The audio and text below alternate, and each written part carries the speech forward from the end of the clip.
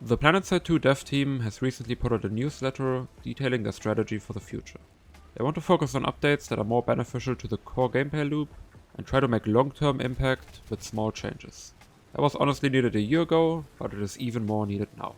These changes are supposed to fix Planetside's problems at a more deeper and meaningful level. Because of that, pace of updates is also slowing down, but I really hope it doesn't get to the point where we're bleeding out too many players before any of the improvements are actually coming to the game. Although it wasn't mentioned in the dev letter, I'm looking for improvements to performance, as things like construction objects just existing or bugged out lingering particle effects are bogging down FPS counts across the board. Alright, let's get on to the Sunderer rework. The problem with the Sunderer is that it's the single most important vehicle in the game. It creates gameplay. It starts fights, it gets deployed, people spawn on it, and that's the way bases get attacked. But on the other side, every other vehicle has a way to outplay Sunderers. Tanks can outrange it, Liberators can just straight up outdamage it, Harriers can come so close that the guns can shoot it, and Infantry just has too many tools to take out Sunderers. Rocket rifles, Scorpion, anti-vehicle grenades, Archer, explosive crossbow, normal grenade launchers, C4, tank mines. I can keep going. Underbarrel grenade launchers, AV max weapons, Godsaw alt-fire, Mana AV turret, anti-vehicle knives? So yeah, the Sunderer is getting some extra options. Instead of one defense slot and one ability slot, the Sunderer is getting 3 new slots. Deployment, armor, and cargo. Deployment covers abilities upon deploying, like the shield or the cloak. Armor includes permanent defensive upgrades, and cargo is a carryable item that replaces support abilities like proxy rep, ammo, or radar. I won't go into more mechanical detail on the armor and deployment slot until they are on test server, but if you are interested in them, you should go read the newsletter yourself, as they have a bunch of descriptions of the new abilities on there. But I want to take an in-depth look at the cargo ability, as it's a new concept that will have a pretty big impact on all kinds of vehicle fights in the game. Now on the 20th of March 2019, a pretty big patch hit the game. New weapons, max nerfs, various vehicle changes, but I want to focus on just 2 of those changes. The tank shell resistance of all tank type vehicles got moved from 0 to -50, making it so they take 1.5 times more damage than before, and the rear armor resistance of those vehicles got moved from -100 to -50, making it so the damage multiplier for shooting a tank in the rear got moved from 2 times to 1.5 times.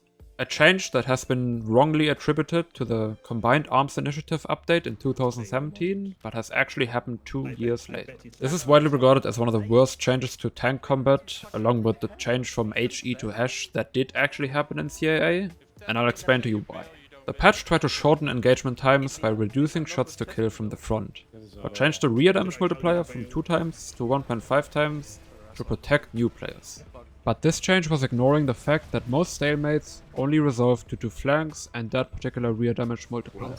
Now what actually happened is new players died more in big tank stalemates where you only can take damage from the front, as they had less leeway to correct overly aggressive or straight up bad positioning.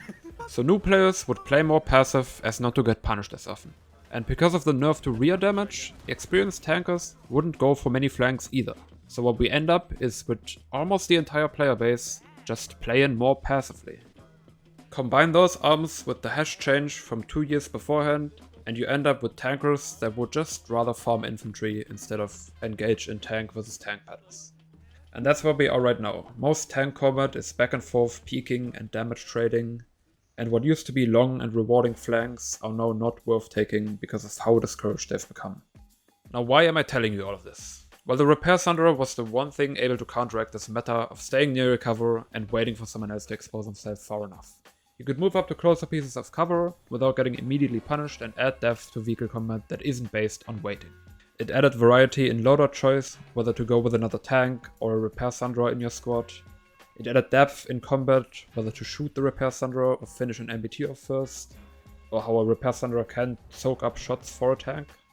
The Repair Sunderer ended up silently being the saving grace of vehicle combat as flanking became less and less of a viable option. It gave you a variety of ways of dealing with stalemates, passive tanks, and overwhelming zergs.